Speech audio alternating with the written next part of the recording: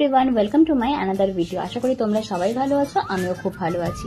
তো আজকে যাচ্ছি হচ্ছে আইটিসি রয়্যাল বেঙ্গলে। সেখানে যাওয়ার পিছনে একটা কারণ আছে, কারণ হলো আজকে বাপিমার 25th অ্যানিভার্সারি অর্থাৎ সিলভার জুবলি।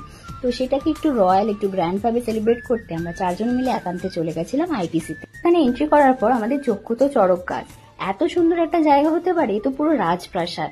তো অ্যাজ ইউজুয়াল নতুন কোনো জায়গায় যাওয়ার পর আমরা ছবি ভিডিও করে নিই, তো আমরাও সেটা করে নিলাম।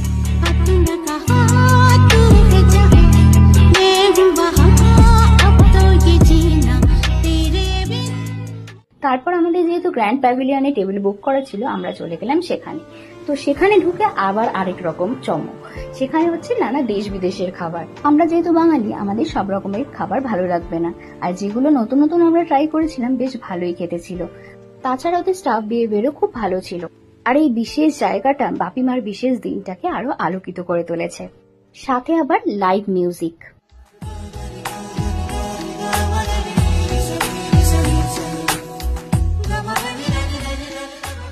এত পারফেক্ট ছিল, আমরা এত খাবার খেতে খেতে হাঁপিয়ে গেছি।